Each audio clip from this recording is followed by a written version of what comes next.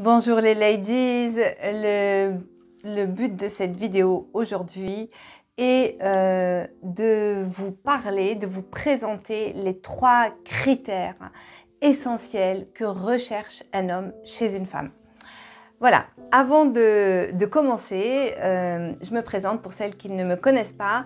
Je suis Karima Abbassi, je suis la créatrice de la méthode Namaera et cette chaîne, elle est là pour vous aider à grandir et aussi à vous aider à réaliser votre vie et ça passe nécessairement par le fait de se construire une vie sentimentale qui correspond vraiment à ce que vous voulez, qui soit belle, qui soit magique, qui soit réjouissante. Aussi, avant d'oublier, je vous invite à vous abonner à la chaîne. C'est important parce que ça permet de faire grandir la chaîne, de la référencer et aussi, vous serez ainsi tenu au courant par rapport aux nouveautés. Deuxième chose très importante, juste en dessous, sous le premier commentaire, vous allez trouver un lien pour prendre rendez-vous soit avec moi, soit un membre de mon équipe. Pourquoi ce rendez-vous?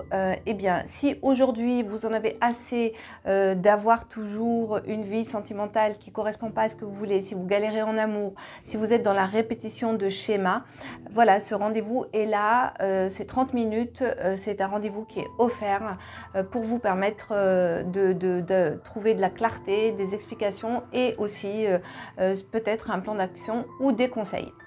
Voilà, alors je sais, hein, peut-être que beaucoup vont avoir peur, vont pas oser parce que peut-être vous vous méfiez.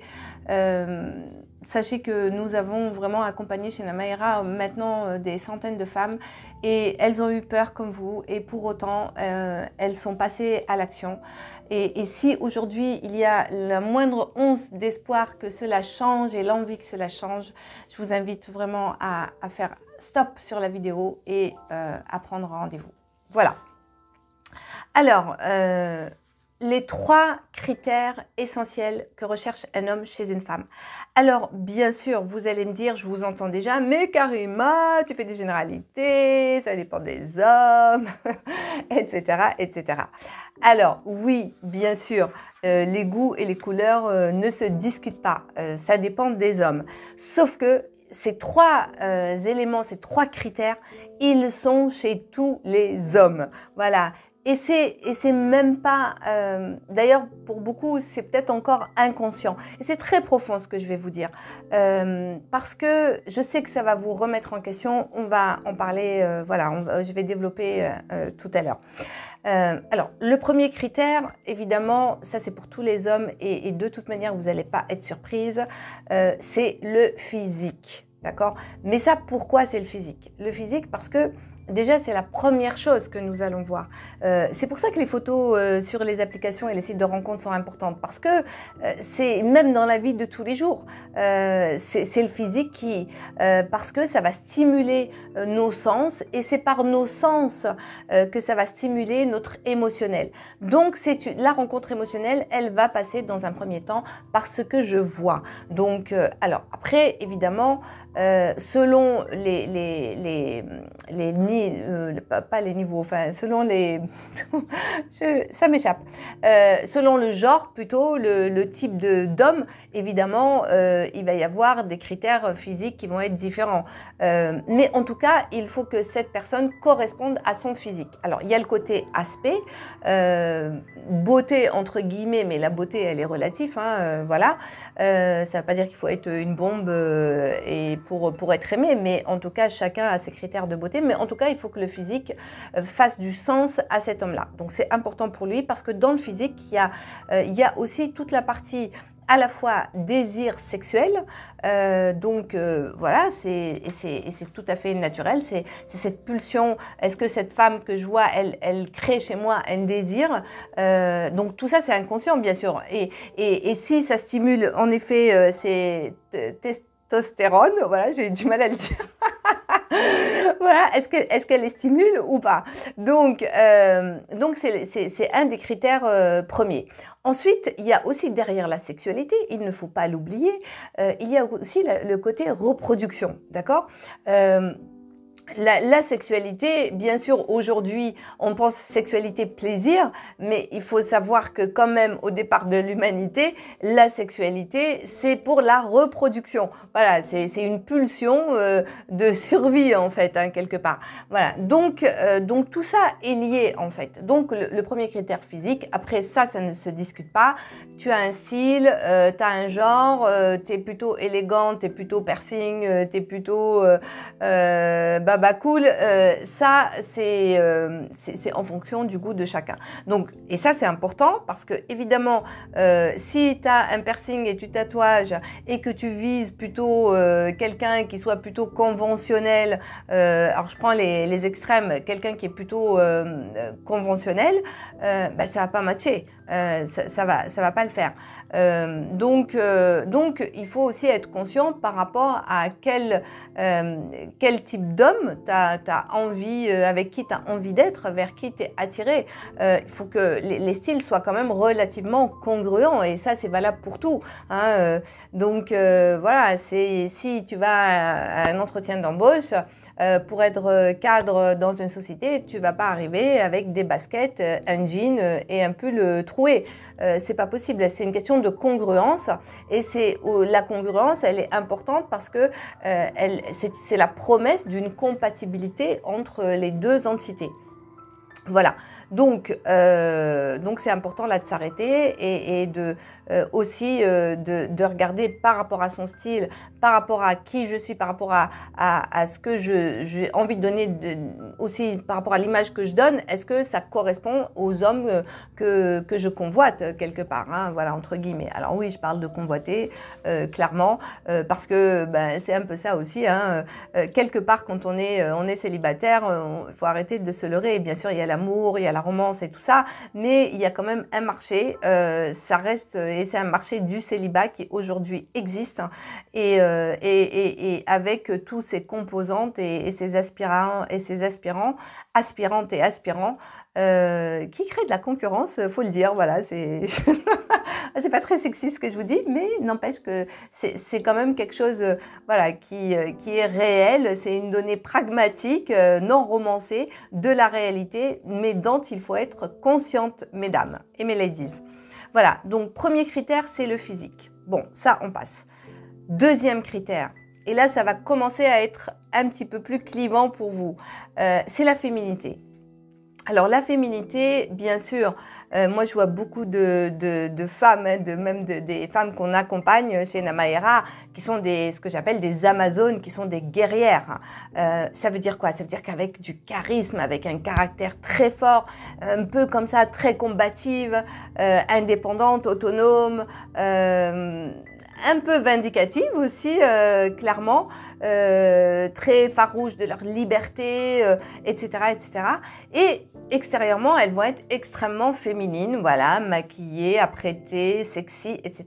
C'est pas ça la féminité. On n'est pas dans cette féminité-là. Là, justement, je parle de cette féminité intérieure, c'est-à-dire c'est ce que recherche l'homme et c'est dans ses gènes. Il est touché par une femme qui est douce. Alors évidemment, si toi, tu n'es même pas douce avec toi-même, ça va être compliqué d'être doux avec l'autre.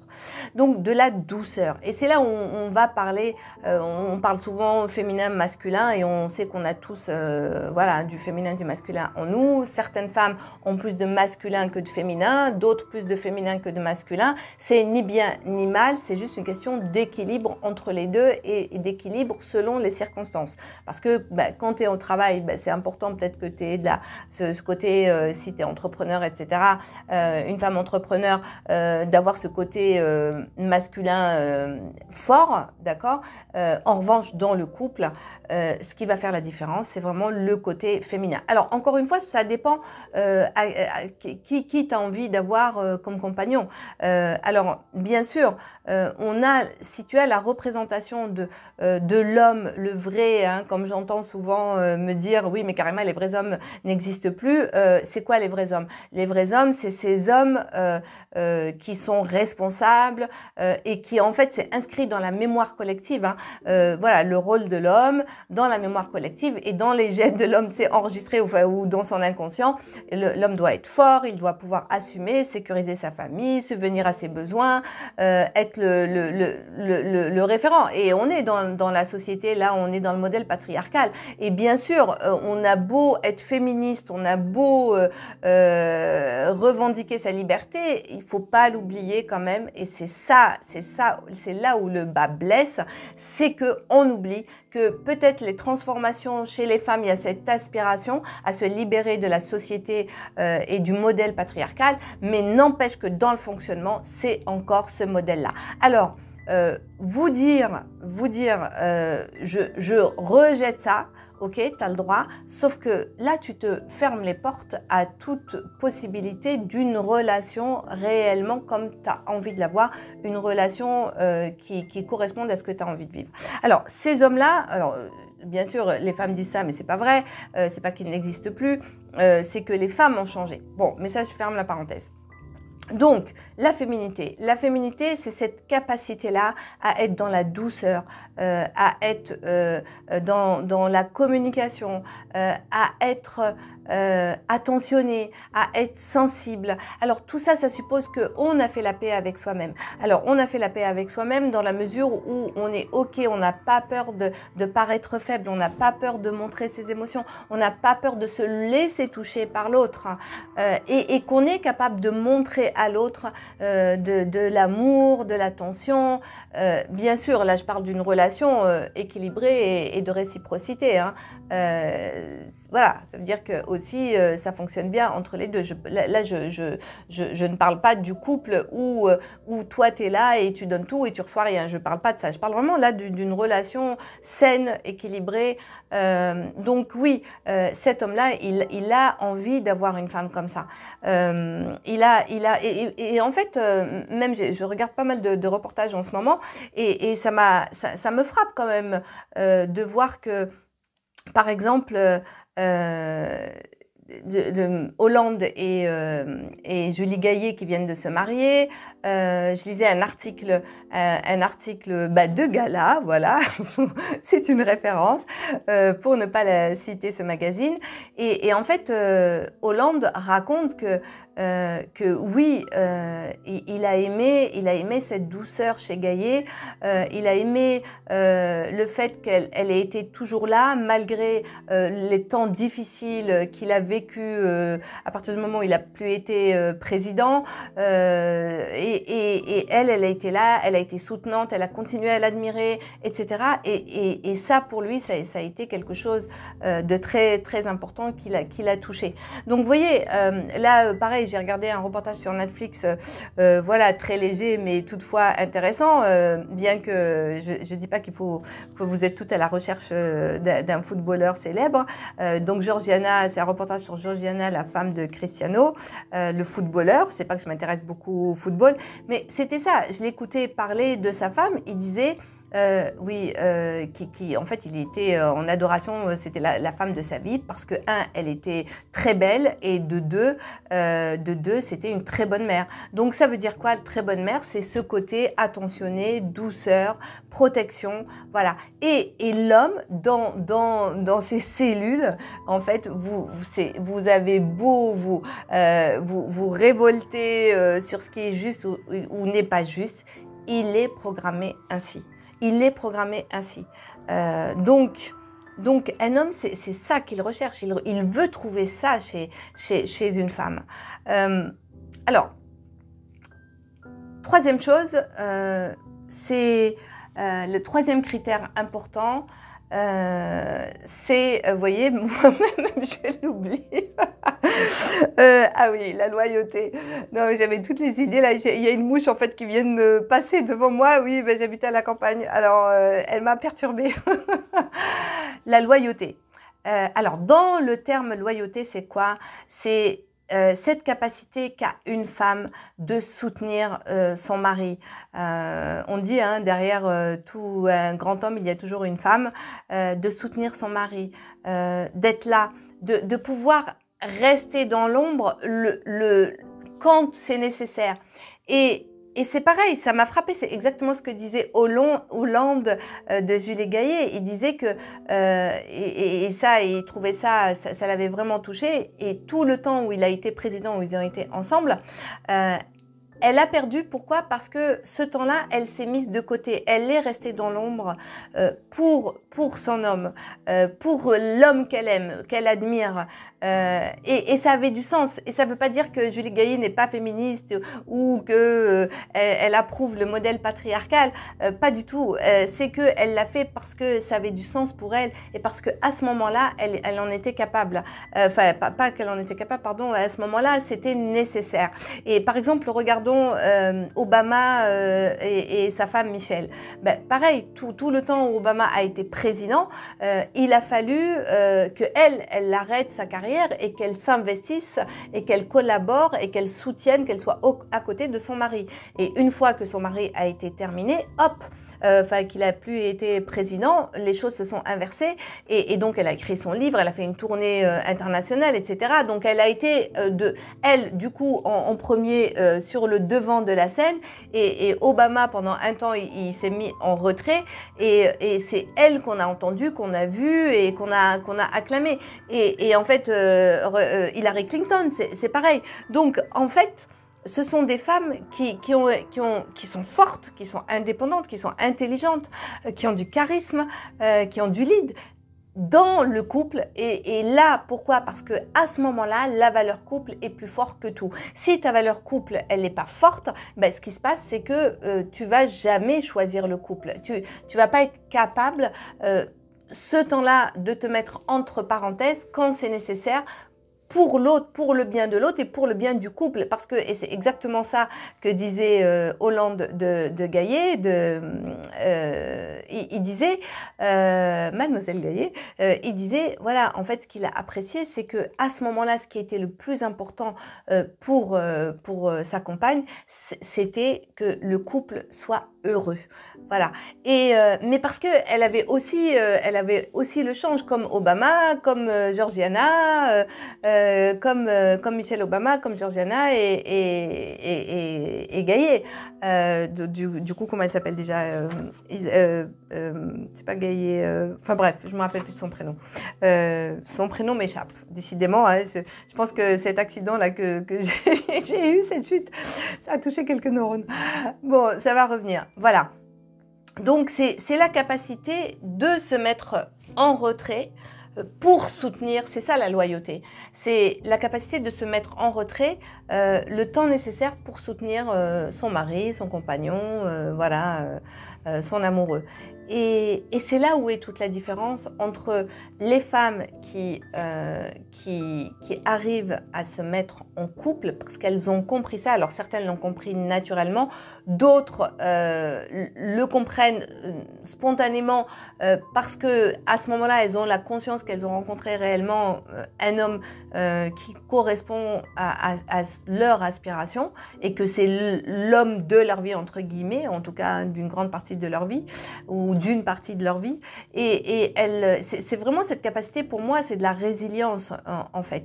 Et ça n'a rien à voir avec le féminisme, ça n'a rien à voir avec le fait de s'affirmer ou pas, ça n'a rien à voir avec sa liberté d'être, avec l'égalité en fait. C'est vraiment c'est cette capacité de résilience amoureuse, c'est d'être capable à ce moment-là, même si tu es une combattante, même si tu es une amazone, même si ta carrière est importante et qu'il n'est pas question d'y renoncer hein, ou de renoncer à toi, mais cette capacité de vivre cette résilience-là quand tu es dans une relation de couple et que à un moment, parce que bah, ça circule hein, de toute façon, à un moment, c'est ton compagnon qui a besoin de ça.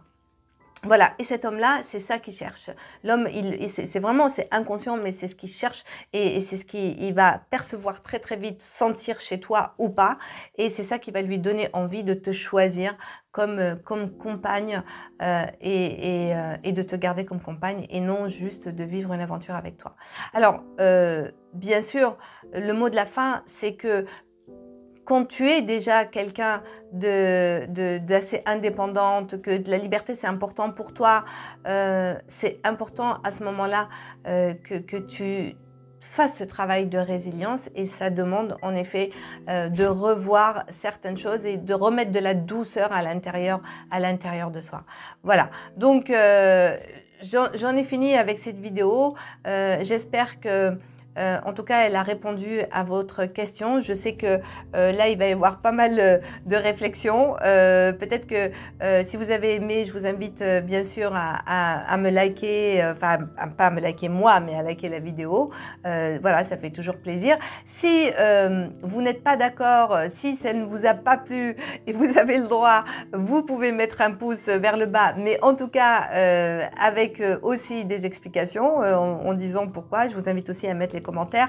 Je sais que cette vidéo, surtout la fin, va peut-être pour certaines vous révolter. Écoutez, moi j'ai envie de vous dire à la limite, tant pis, hein, si vous voulez pas m'écouter et réfléchir à la question, celles qui restent célibataires toute leur vie, c'est celles qui n'arrivent pas à faire ce travail de résilience.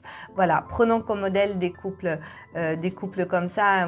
Moi je les ai beaucoup observés et franchement ça m'a beaucoup inspiré, parce que j'ai été cette femme-là qui disait jamais de la vie, moi je ne ferai aucune négociation, c'est moi. Non, là c'est très narcissique en fait comme posture.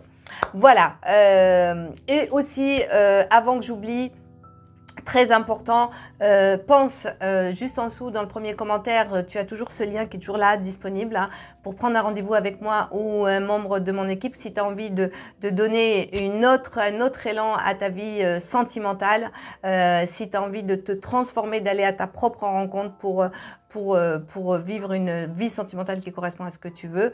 Et comme je dis toujours, le plus important, et pour aller vers la rencontre, c'est d'aller déjà à sa propre rencontre. Alors, arrêtez de vous laisser distraire par des choses et d'autres. Posez-vous les bonnes questions et agissez. Voilà, à très vite. Je vous embrasse.